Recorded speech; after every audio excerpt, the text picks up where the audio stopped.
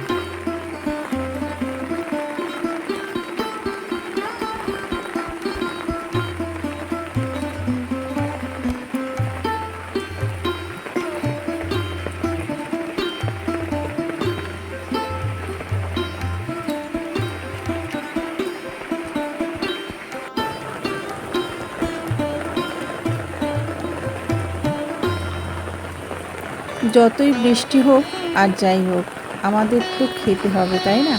তো সেই জন্য আমাদের দেখুন সমস্ত কাজও করতে হবে, আবার রান্না বান্না সব কিছুই করতে হবে।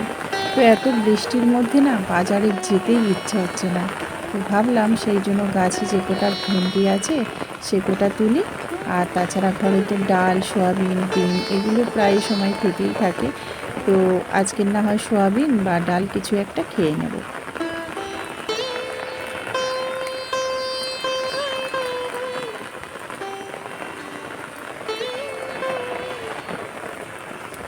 এই কয়েকটা ভেন্ডি গাছে কিন্তু দারুণ ভেন্ডি হচ্ছে। একদিন পর পর কখনো তুলি, আবার কখনো দেখি অনেকটাই বড় হয়ে যায় ভেন্ডিগুলো, তখন আবার প্রতিদিন তুলি। তো কিছু কিছু করে তুলে তারপর রেখে দিই। তো দুদিনের ভেন্ডি যেগুলো হয় সেগুলো নিয়েই একটা তরকারি বেশ ভালোভাবে হয়ে যায় আমাদের। তো চলুন, আজকের কিন্তু মোটামুটি অনেকটাই ভেন্ডি হয়েছে। আর তার সাথে সাথে গাছগুলো দেখুন কতটা ঝোপালো হয়েছে। ঝাঁকড়া হওয়ার একটাই কারণ হচ্ছে আমি ওই যে পাতাগুলোকে কেটে দিই সেই জন্য।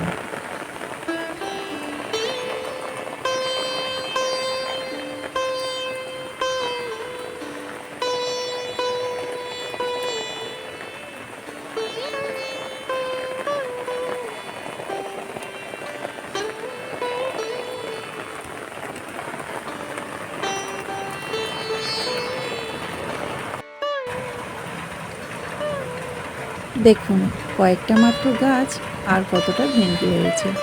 তো এইভাবে কয়েকটা গাছ যদি আমরা ছাদের মধ্যে করে রাখি তাহলে কিন্তু আর ভেন্ডি কিনতে হয় না। আর এরকম বর্ষার দিনে নিজের গাছে থেকে ভেন্ডি বা অন্যান্য সবজি তুলে রান্না করার মজাটাই কিন্তু আলাদা। তো চলুন, সকালবেলা কিন্তু অনেকটা কাজ করছিলাম, করতে করতে ভিজে গেছিলাম। সেই জন্য আমি জামাটাকে চেঞ্জ করেছিলাম। তো সেই জন্য ভাবলাম একবার ফুলগুলোও তুলে নিই।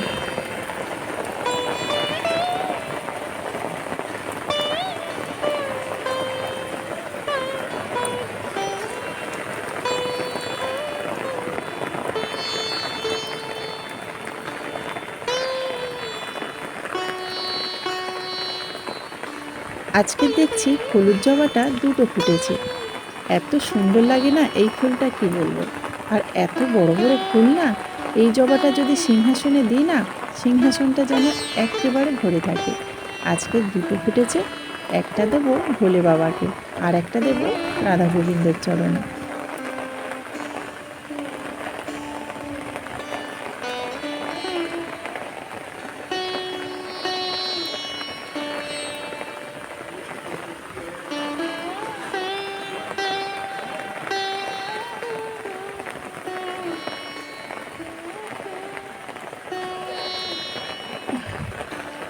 বৃষ্টির মধ্যে ছাতা মাথায় দিয়ে এভাবে কিন্তু ফুল তোলার মজাটাই আলাদা। তো আমার না বর্ষাকালটা খুবই প্রিয়। অন্যান্য সবাই দেখেছি শীতকালটা প্রিয়, কারোর কারোর গরমকাল প্রিয়। আমার বর্ষাকাল প্রিয়, কারণ হচ্ছে এই সময়ে বেশ সুন্দরভাবে মাছ ধরতে পারি। আর তাছাড়া আমি বৃষ্টিতে ভিজতে ভীষণ ভালোবাসি, সেই জন্যই বোধহয় আমার বর্ষাকালটা খুবই প্রিয়। তো চলুন, এই যে কয়েকটা মাত্র আজকের অপরাজিতা ফুল ফুটেছে, তো সেগুলোই আমি তুলে নিয়েছি। আর ঠাকুরের চরণে ফুল না দিলে যেন পুজোই অসম্পূর্ণ থেকে যায়। অনেকটাই মোটামুটি ফুল হয়েছে বলুন।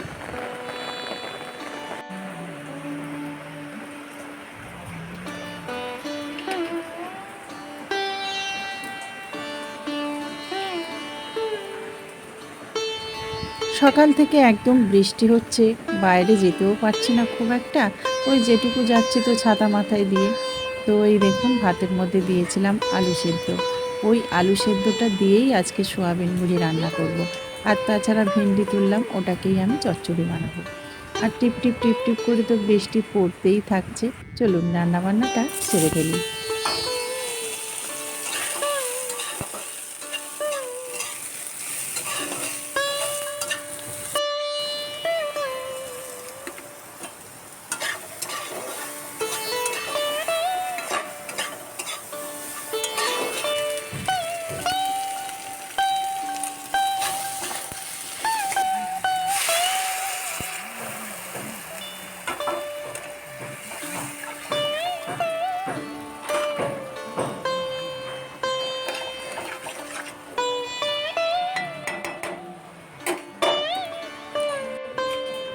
ওদিকে সোয়াবিনের তরকারিতে জল দিয়ে দিয়েছি।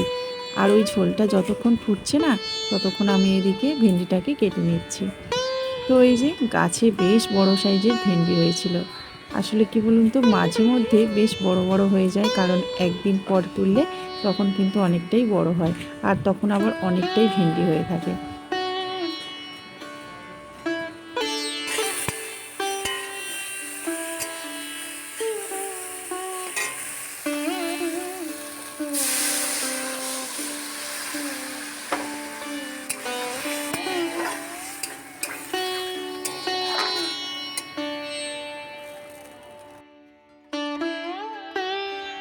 রান্নাবান্নার পর আজকের এলাম পুজো দিতে।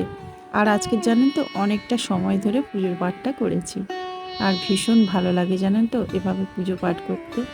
তো আজকের ওই যে দুটো ফুল দেখুন, একটা ফুল ভোলে বাবার কাছে দিয়েছি, আর একটা ফুল রাধা গোবিন্দর চরণে দিয়েছি। তো আজকে দেখুন, ফুল দুটো দিতে সিংহাসনটা একদম আলো হয়ে গেছে।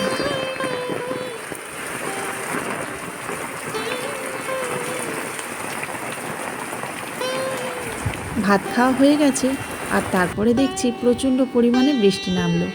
আর এই দেখুন না, আমাদের পাশের বাড়িতেও কাজ হচ্ছিল। তো জলের পাইপ লাইনটা খোলাই ছিল, আর একদম ভর্তি হয়ে যাচ্ছিল জল পড়ে। তাই ওই যে ভিজে ভিজে ওই প্লাস্টিকটা আমি দিয়ে দিলাম, যাতে ঘরের ভেতরে জল না পড়ে।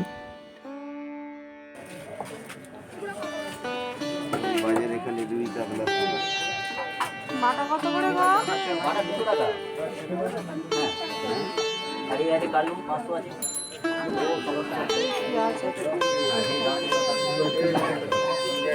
পেটের জ্বালা বড় জ্বালা। তো ওই দেখুন, ওবেলা তো বাজারে আসেনি, আর কোনো সবজিপাতিও ছিল না। তো এবেলা কি খাবো সেই ভেবে চলে আসলাম বাজারে। আর এসেই মাছ কিনলাম, আর তারপরে কিছু সবজি নেব, তারপরে বাড়িতে চলে যাব। তো পেটের জ্বালা হচ্ছে বড় জ্বালা। এই জ্বালা কিন্তু ঢাকা খুবই মুশকিল। তো চলুন, এখন কিছুটা সবজি নিয়ে নেব। আর আজকে নেব বিনস। 15 টাকা 150 কুড়ি। 150 কুড়ি 150 দাও। এ বাবু, বিল করে 15 টাকা 150 কুড়ি।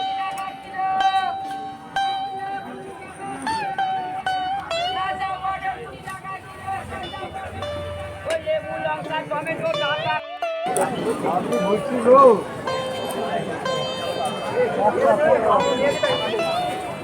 এ বাবা নিয়ে আয়।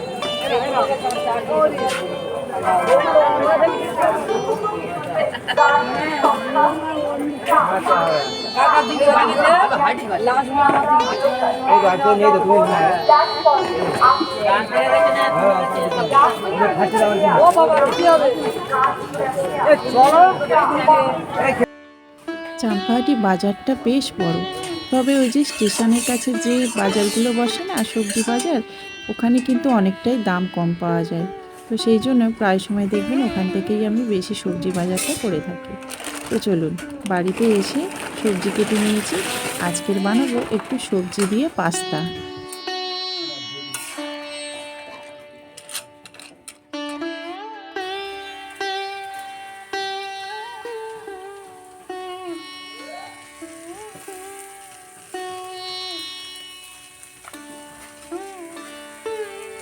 বর্ষার দিনে না সন্ধেবেলা করে একটু চটপটা বা একটু মুখরোচক খাবার ইচ্ছা হয়। তো সেই জন্য আজকে ভাবলাম একটু পাস্তা করি।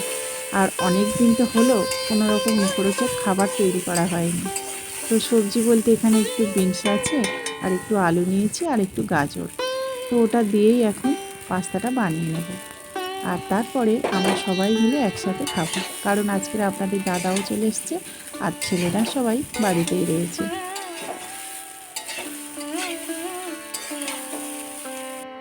পাস্তাও রেডি হয়ে গেছে, আর সেই সঙ্গে আমি আমার ব্লগটাকেও শেষ করে ফেলেছি। তো বন্ধুরা, ব্লগটা কেমন লাগলো অবশ্যই কমেন্ট করে বলবেন। ভালো লাগলে লাইক কমেন্ট শেয়ার করবেন, সাবস্ক্রাইব করে পাশে থাকবেন। নমস্কার।